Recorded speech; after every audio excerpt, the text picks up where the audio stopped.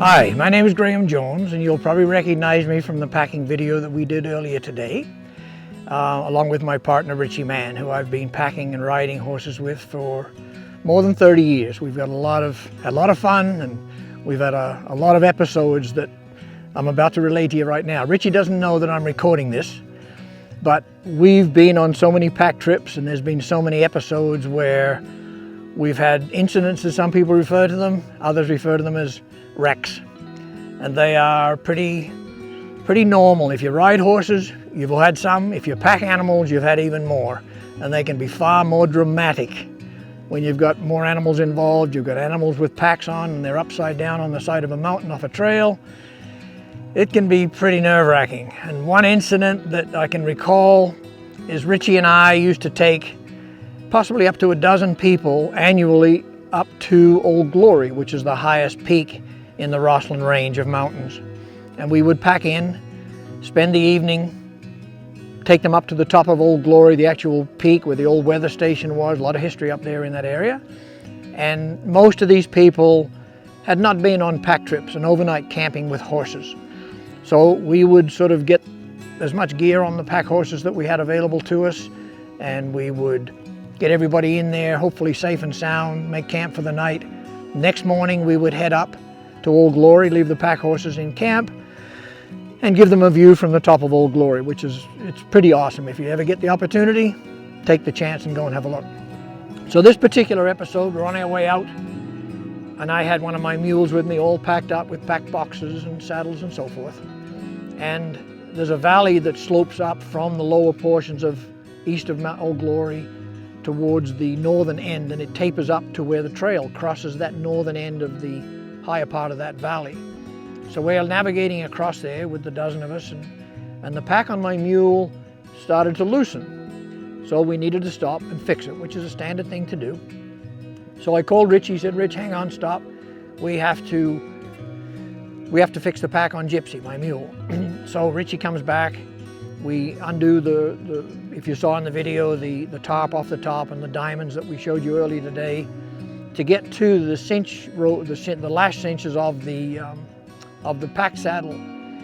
So whatever happened, Richie's on the downhill side of the mule, and down below him are these jagged pieces of granite that stick out of the ground. And whatever happened, to this day we do not know. We had the pack sort of half loose. The mule just blew up. We think she might have got bitten by a wasp or a bee.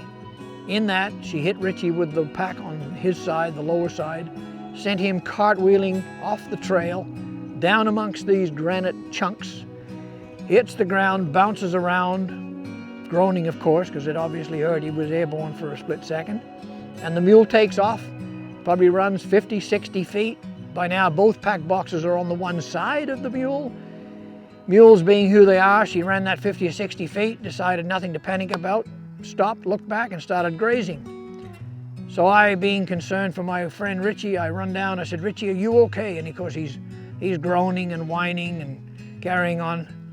And he said, yeah, I'm fine." He said, "Go get your mule." So I left him there laying amongst the boulders and ran off and got the mule, brought her back. She stood there, we got her all packed up, we got Richie back up and got him breathing again, and nobody had to give him mouth to mouth, thank God. And got the pack back on the mule, and everything went well, and you never even knew the incident happened 5 minutes later. So it's one of my incidents with Richie Mann. We've had a few, so I hope you enjoyed the story. Thank you.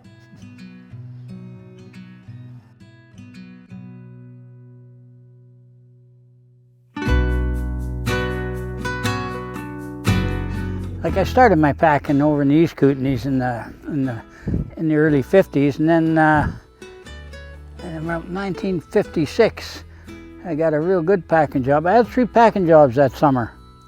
One was the one I did the year before, was forestry up in the White Swan country as a patrolman with my own horses. I had 3 horses on that the year before, so I was able to get that job. And then this other job came up. I was packing for a sheep outfit up north of Kamloops. And then the other one, that this little German cook that I had met in the East Kootenays, he had been packing for this Dr. John Wheeler up in the Yukon a couple years before that, and this was 1955, and he said, you know, we should go to the Yukon next year. So I had these 3 jobs, and I had to pick which one I wanted to do. And so I had never been to the Yukon, so I said, no, that's got to be it. So what it was after Dr. John Wheeler. He's a geologist out of Ottawa, and there was 4 geology students, and so we went up to the Yukon, and they were all government horses in at the Selkirk farm up there north of Whitehorse, and they had about 30 head of horses there, and we had to pick out 18 of these horses for our pack outfit, and so we were going to be out for the whole summer. Yeah, it was a fantastic job, and so anyway, we picked out 15 horses, and of course my partner was from Atlan, BC. He was an older guy, and he had packed some of these horses a couple of years before for another outfit up there, another government outfit. We had all government pack saddles, and it was the first time I ever saw adjustable Army pack saddles. It was a fantastic outfit. So anyway, we picked out 18 of these horses, and we had to drive them. We picked out 2 saddle horses out of the bunch, and got saddled up, and we started hazing these horses. Andy was leading one, and I would haze behind with the others, and heading for Pelly Crossing, where we were going to meet the geologists and all our gear. So anyway, that was quite a day. I don't think I've ever ridden so hard before or since. Those horses, they knew every trail in the backcountry, and there was 3 groups, and there was only 2 of us. And you can imagine what was happening. There was horses going this way and horses going that way. I'm following this bunch. Andy's got some with him, and I got some with me. So we got some up there to Pelly Crossing. It's about a 20-mile hike, and upriver, up the Yukon River.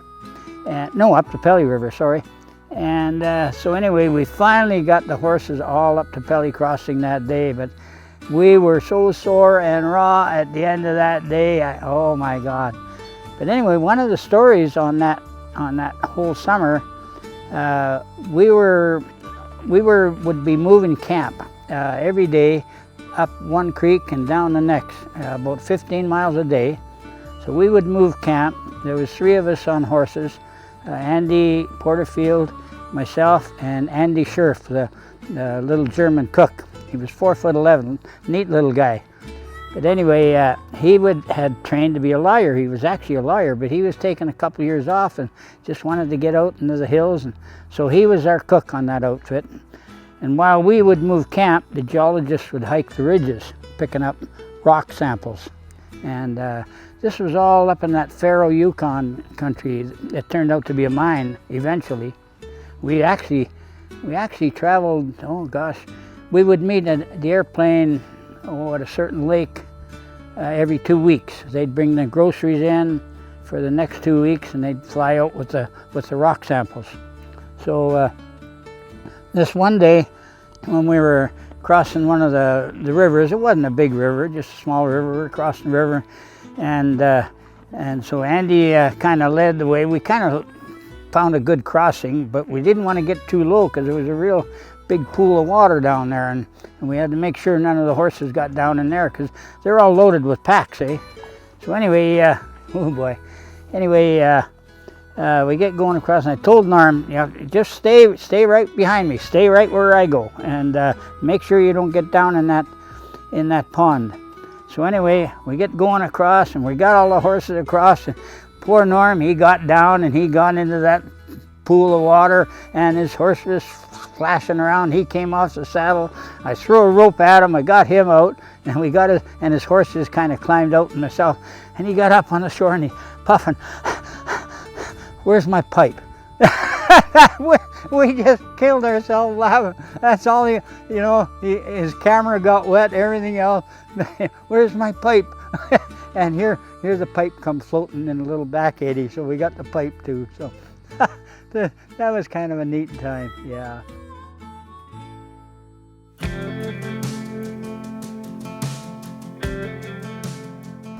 My name is Rick Fillmore. I raised horses and cattle on this ranch for 40 years, but I've been a member of the BackCountry Horseman I was the chair for like almost 8, 9, 10 years, and I believe in the BackCountry Horseman.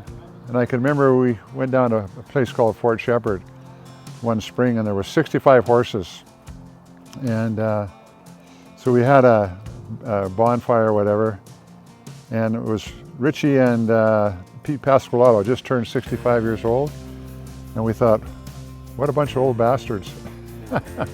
Now I'm 74, Richie's in his 80s, and now I'm one of the old bastards. But we always had good rapport with all the horse people. We never had any problems. You know, there's no drama. We just went out and rode and had fun. And that's what's nice about the BackCountry Horsemen. They just want to go out there. If you want people to volunteer for trails, they're there. You know, we spend a lot of time working on trails and whatever. And we've got trails all over the place. And so we're good stewards of that. You know, I think it's just a nice way to get out into the mountains, and you know, you can go for days, and the camaraderie and the fun with the people and the animals. You know, I can't think of anything that's nicer to do. You know, it's just, and the people I have met through the horse business, just a fantastic bunch. You very seldom meet somebody that is difficult to get along with, or and it teaches you a lot of responsibility, of course, and it's been good for my kids, my family, you know, and they all took up the horsemanship and stuff, and they still all want to ride when they can. They don't all have horses anymore, but you know, they're still all involved in some ways, and and then got involved with 4-H for quite a few years, and so that was really a nice thing to do, really rewarding for me, you know, to see how these kids, it's amazing what they can learn and what they can do, you know. That always blew me away. Some of them were so keen, you know, and they really went on to be great riders, and 4-H, I think, is one of the best organizations going, because they learn how to public speak, they learn how to do displays, they learn certainly responsibility, because they have to look after their animals, they have to keep track of everything they spend and all the work they do, and it's a great organization. I've given a lot of lessons to people. I don't charge for lessons. But when I see a person that really wants to be involved with horses, I just get them to sit on the horse. And after that, they're pretty well blooded into the horse industry, because that's all it takes. So I tell everybody, let somebody ride your horse, because once they've ridden that horse, they can see what the horse is all about. The horse gives you more. What you put into the horse, you get twice as much out of it, eh? And these people, there's quite a few people around here that never sat on a horse before, but now are own horses just because you give them the opportunity to sit on it. Because it's unbelievable, you know, when you're on that horse, how you connect with that horse. So that's what I suggest to people. Let somebody ride your horse. Let them go on with you. So that's it.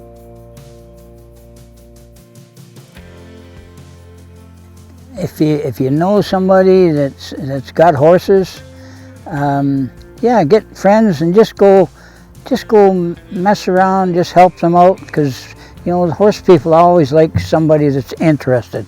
And if you're at all interested in animals, you don't have to ride. You know, you can just go and do grooming and whatever, or clean stall.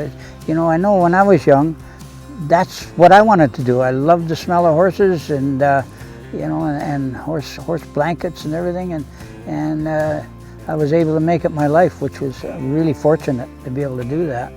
And I think that's what I would tell anybody. Yeah, if you're at all interested, you know, you're going to get a lot out of it, and you're going to meet some great people, and you're going to fall in love with some horses for sure, you know.